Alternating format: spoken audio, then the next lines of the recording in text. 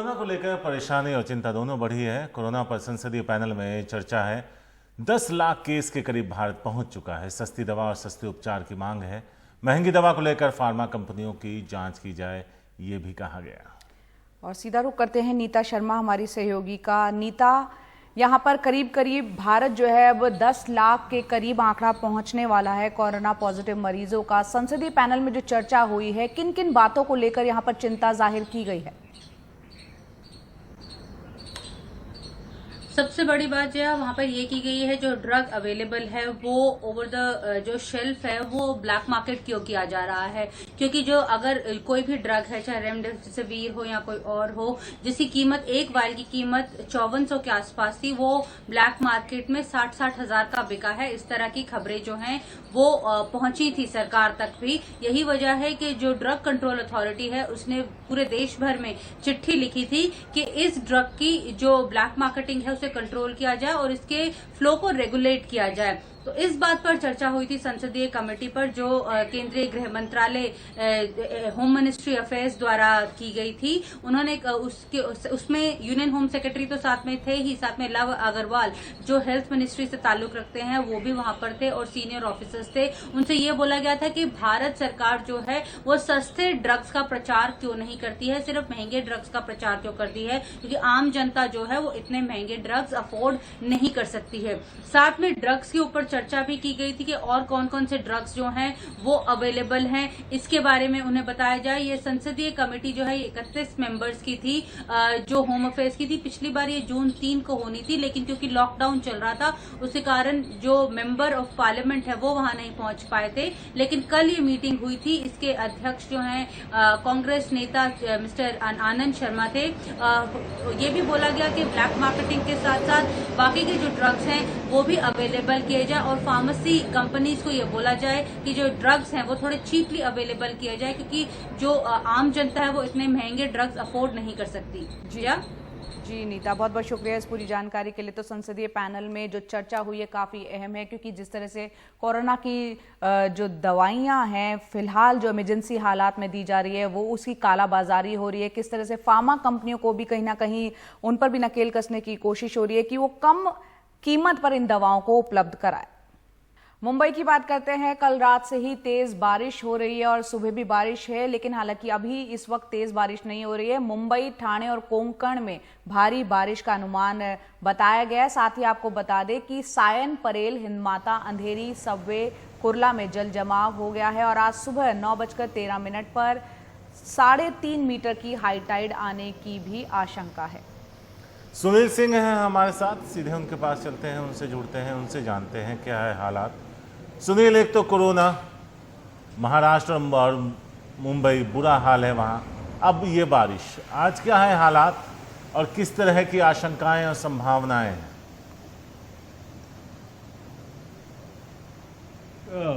मौसम विभाग की तरफ से आज भी भारी से भारी बारिश का अनुमान है मुंबई, ठाणे और कोंकण के पूरे इलाके में, और बारिश लगातार हो भी रही है। कल रात में बहुत बारिश हुई है, जिसकी वजह से जो निचले इलाके हैं, खास करके जहां पर हिंद माता है, दादर का किंग सर्कल है, मिलन सबवे है, अंधेरी सबवे, पानी जमा हो गया था।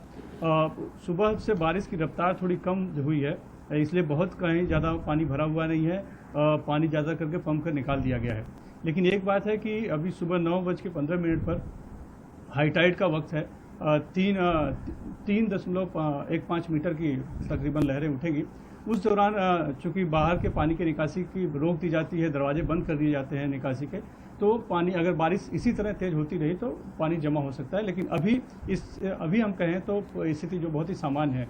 और इसमें एक बात ये भी है कि चूंकि जो जनजीवन है वो ऐसे ही कोरोना की वजह से अपने सामान्य जनजीवन चल ही नहीं रहा है और लोग अपने घरों में कैद हैं, तो गाड़ियां और वाहनों जो है वो बहुत कम रहते हैं, तो बहुत ज़्यादा तकलीफों का सामना नहीं है। लेकिन एक चीज़ मैं इसमें बताना चाहूँगा कि लॉकडाउन की वजह से जो घरों की दीवार और बिल्डिंगों की मरम्मत नहीं हो पाई है, तो कल जो हादसे हमारे सामने आए, हालांकि दोनों जगह बहुत ही मामूली थे, लेकिन मकान गिरने की जो खबरें हैं या दीवार ढहने की ये ज़्यादा बढ़ रही हैं, ये आगे चल के ज़्यादा चिंताजनक हो सकती है। जी सुनील सिंह, बहुत बहुत शुक्रिया इस पूरी जानकारी के लिए। राजस्थान में टकराव अभी भी जारी है। कल सचिन पायलट की बीजेपी से दूरी के बयान के बाद गहलोत ने पायलट और उनके समर्थकों के खिलाफ आक्रामक रुख अख्तियार कर लिया। पैसे के लिए साजिश रचने के साथ बीजेपी के हाथ की कठपुतली होने का आरोप तक लगा दिया। लेकिन इस बयान के बाद गहलोत पर पायलट कैंप की तरफ से भी पलटवार किया गया। राजस्थान के 2 सचिन समर्थक विधायकों ने बाकायदा अशोक गहलोत के बयान और उनके कामकाज पर सवाल खड़े किए। 2 विधायकों जिसमें कि मुरारीलाल मीणा और रमेश मीणा, उन्होंने भ्रष्टाचार के आरोपों को लेकर सवाल उठाए। उन्होंने कहा कि जब वो लोग बीएसपी से कांग्रेस में आए थे तो गहलोत ने उन्हें कितने पैसे दिए थे, ये सवाल पूछा। तब उन्होंने ये भी कहा कि तब अगर हमने पैसे नहीं लिए थे तो अब पैसे का सवाल कहां से उठता है। इन दोनों ने अशोक गहलोत की कार्यशैली पर भी सवाल खड़े किए हैं। तो यहां पर जो सचिन समर्थक विधायक हैं वो क्या आरोप लगा रहे हैं अशोक गहलोत पर, सीधा सीधा पलटवार किया गया, ये सुनते हैं। हमने जो मांगे रखी, जो हमने बातें रखी, कैबिनेट में भी रखी, उन पर माननीय मुख्यमंत्री ने ध्यान नहीं दिया और तानाशाही रवैया अपनाया और जो लोकतंत्र जो कायम होना चाहिए सरकार में उसको इन्होंने स्थापित नहीं होने दिया। और आज ये बात कहते हैं कि करोड़ों के लेन देन की बात हो रही है, तो मैं माननीय मुख्यमंत्री से पूछना चाहता हूँ कि हम जब बसपा में थे और कांग्रेस जब हमने ज्वाइन की तो हमें कितने पैसे दिए, बताएं ईमानदारी से, सत्य से कि कितने पैसे दिए, उसका खुलासा करें। हमारे साथ धोखा किया, हमें कहा कि भाई आपका विकास होगा, आपके कार्य होंगे, तो कार्य उस समय भी नहीं हुए। जिस तरह से उन्होंने आरोप लगाए हमारे सबके ऊपर, वो इस बात को सिद्ध करता है कि वो वास्तव में जादूगर हैं। जादूगर को जनता में भ्रम फैलाने की क्षमता होती है। वो जादू में ऐसी चीज़ दिखा देता है जो हकीकत और होती है और वास्तविकता और होती है। आज उन्होंने जिस तरह से हम लोगों को ऊपर भ्रष्टाचार के आरोप लगाए, इससे हमें बड़ा धक्का पहुंचा है, हमें बड़ा दुख है। मैं उनसे पूछना चाहूँगा कि जब पिछली बार उनकी सरकार थी और हमने जब बहुजन समाज पार्टी से जब हम कांग्रेस में आए थे तो हमने उनसे कितना पैसा लिया था, उसके बाद में वो सब जगह स्पीच देते थे। और इतने ईमानदार विधायक, इतने ईमानदार लोग मैंने जीवन में देखे नहीं जो उस टाइम ईमानदार थे, आज भ्रष्ट कैसे हो गई। हमारी जो उनके साथ में नाराजगी है उसका मूल कारण है एक तो हमारा स्वाभिमान। और सौरभ शुक्ला है हमारे साथ इस बारे में ज्यादा बात करने के लिए। सौरभ, जो सवाल पूछ रहे हैं, जो पूर्व में बीएसपी विधायक थे अब कांग्रेस के साथ हैं, अब सचिन पायलट के खेमे के हैं, ऐसे में सवाल जायज है कि तब पैसे नहीं लिए तो अब क्यों लेंगे, इसका जवाब दें गहलोत। देखिए, सबसे बड़ी बात है कि कल तक लगभग दोपहर 1:30 बजे तक सब ठीक लग रहा था। सचिन पायलट ने अपने तेवर नरम किए थे, उन्होंने कह दिया था कि वो कांग्रेस में ही है, प्रेस कॉन्फ्रेंस रद्द कर दी थी। लेकिन कल 2 बजे अशोक गहलोत का एक बयान आता है जिसमें वो सीधे टिप्पणी सचिन पायलट पर करते हैं, सीधे आरोप लगाते हैं कि आजकल के जो युवा नेता है वो हॉर्स ट्रेडिंग में इंडल्ज है, अच्छी बाइट देने से, स्मार्ट लगने से कमिटमेंट नहीं आता है। और उन्होंने कहा कि हॉर्स ट्रेडिंग हो रही थी, बीजेपी के साथ षड्यंत्र में शामिल थे, पैसों के लेन देन का उनके पास ब्यौरा है, उनके पास सबूत है।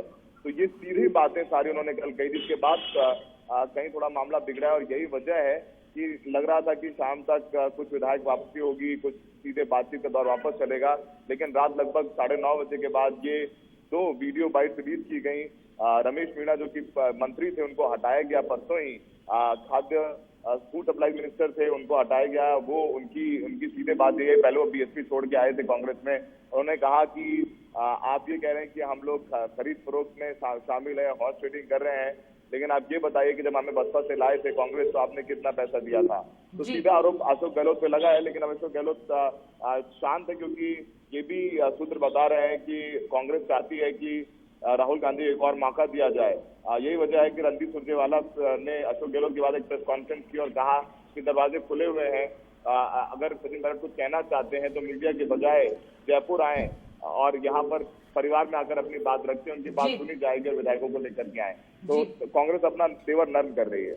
जी, यहाँ पर सौरभ आप हमारे साथ बने रहें और जिस बयान का आपने जिक्र किया अशोक गहलोत, जिसके बाद और ज्यादा तनाव की स्थिति हो गई थी, वो भी हम सुनाएंगे। लेकिन इधर कांग्रेस सूत्रों के हवाले से खबर है कि राहुल गांधी सचिन पायलट के लिए पार्टी के दरवाजे खुले रखना चाहते हैं। इसके लिए मुख्यमंत्री अशोक गहलोत को सचिन पायलट के खिलाफ बयानबाजी से बचने को भी कहा गया है। सूत्रों के मुताबिक सचिन पायलट से सीधे कोई बात नहीं हुई है, लेकिन पिछले हफ्ते राहुल गांधी की 1 बार और प्रियंका गांधी की 3 बार सचिन पायलट से बात हुई थी। इधर सचिन पायलट का अगला कदम क्या होगा, इसको लेकर कोई संकेत अभी तक नहीं मिले हैं। और अब आपको वो बयान सुनाते हैं जिसका जिक्र सौरभ शुक्ला कर रहे थे, जिसके बाद तनाव काफी बढ़ गया था। अशोक गहलोत ने क्या कुछ आरोप सीधे तौर पर सचिन पायलट पे लगाए थे, आइए सुनते हैं।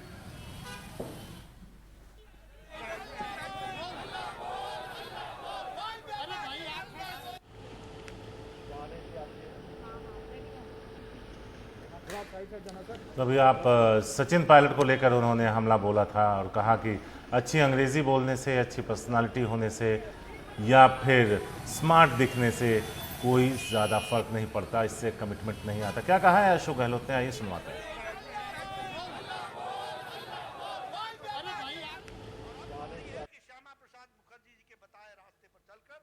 अगर ये खुद ही हॉर्स ट्रेडिंग को पसंद करेंगे, हॉर्स ट्रेडिंग को प्रमोट करेंगे, हॉर्स ट्रेडिंग का हिस्सा बनेंगे, ये नई पीढ़ी के लोग, तो देश को बर्बाद नहीं करेंगे क्या? कोई अच्छा इंग्लिश हिंदी बोलना, अच्छी बाइट देना, वो सब कुछ नहीं होता। और इस वक्त हमारे साथ सौरभ शुक्ला हमारे साथ बने हुए हैं। सौरभ, यहाँ पर हमने अशोक गहलोत का वो बयान भी सुनाया और सचिन पायलट ने कल साफ तौर पर कहा था कि मैं कभी बीजेपी में नहीं जाऊंगा। उसके बाद ये आता है अशोक गहलोत का बयान, तो तनाव की स्थिति हम देख रहे हैं लगातार बनी हुई है। कांग्रेस की तरफ से क्या कोशिशें हो रही हैं सचिन पायलट को लेकर, और सचिन पायलट अब आगे की रणनीति क्या सोच रहे हैं, क्योंकि उन्होंने ये तो साफ कर दिया वो बीजेपी में नहीं जाएंगे, अगला कदम उनका क्या रहने वाला है? देखिए, अभी तक उन्होंने अपने पत्ते नहीं खोले हैं। कल जिस रिजॉर्ट में मानेसर के वो उनके विधायक रुके हुए हैं, उनसे वो मिलने गए थे और लगभग 2 घंटे की उनकी मुलाकात थी। लेकिन हमारे सूत्र ये बता रहे हैं कि उनके खेमे से 3 विधायक हैं जिनसे कि अशोक गहलोत कैंप का संपर्क हो गया है और वो उनको वापस लाना चाहते हैं और वापस आने भी चाहते हैं। लेकिन कल जब रणदीप सिंह सुरजेवाला ने एक प्रेस कॉन्फ्रेंस में कहा कि वो हरियाणा पुलिस के चुंगल में है और उनको सचिन पायलट खुद हरियाणा पुलिस के चुंगल से निकाल करके यहाँ जयपुर में लाएं, तो संकेत यही है अशोक गहलोत कैंप से और कांग्रेस कैंप से कि कुछ विधायक आना चाहते हैं लेकिन उनको वहां से आने नहीं दिया जा रहा है। तो इसीलिए कांग्रेस भी वेट और वॉच की स्थिति में ही है और फिलहाल वो अपना नेगोशिएशन कर रहे हैं बैकडोर से। ऐसा लग नहीं रहा है कि अभी शीर्ष नेतृत्व कांग्रेस का सचिन पायलट से बात कर रहा है या उनकी कोई बात चीज हो रही है, तो उसके लिए अभी थोड़ा वक्त लगेगा। सचिन पायलट को एक तय करना होगा। तो कल हमारे जो पॉलिटिकल एडिटर हैं मनोरंजन भारती, उन्होंने अपने शीर्ष सूत्रों से बताया था कि अगर सचिन पायलट की वापसी होगी तो वो राजस्थान की राजनीति में नहीं होगी, उनको केंद्र में राष्ट्रीय कांग्रेस में काम करना पड़ेगा और उसमें कोई पद मिल जाए ज्यादा जल्दी उसको, वो उसकी भी जल्दी ऐसी कोई आशंका नहीं है। तो अब आगे का रास्ता कांग्रेस में सचिन पायलट के लिए संघर्ष भरा रहने वाला है। तो तय सचिन पायलट को करना है। तो फिलहाल अभी तक सचिन पायलट अपने विधायकों के साथ संपर्क में है, लेकिन ये भी तय है कि कुछ विधायक उनके खेमे से आना चाहते हैं वापस, क्योंकि कल जिस तरीके से नोटिस इशू हुए हैं विधायकी रद्द करने के, उसने थोड़ा दबाव तो जरूर बनाया है विधायकों पर जो बागी हैं। जी सौरभ, बहुत बहुत शुक्रिया इस पूरी जानकारी के लिए आपका। और अब वक्त है उन 5 खबरों को आपके सामने लेकर आने का जिसमें हम चाहते हैं कि आप एनडीटीवी इंडिया के यूट्यूब चैनल पर जाइए। इन खबरों में कौन सी खबरें आप विस्तार से देखना चाहते हैं हमें बताइए, पोल में हिस्सा लीजिए, जिससे हमारे लिए भी आसान होगा उन खबरों को उस रैंक में आपके लिए लेकर आने में। पहली खबर, पायलट पर सॉफ्ट राहुल, गहलोत को नसीहत। दूसरी खबर जिसका सारी दुनिया को है इंतजार, ऑक्सफोर्ड से वैक्सीन पर मिलेगी गुड न्यूज। गुना, किसान दंपत्ति पर पुलिसिया कहर। नंबर 4, बिहार बाढ़ में बहा महासेतु का अप्रोच रोड। और आखिर में डिजिटल वर्ल्ड में हलचल, कई हाई प्रोफाइल अकाउंट है। तो फिलहाल इतना ही, हमें दीजिए इजाजत।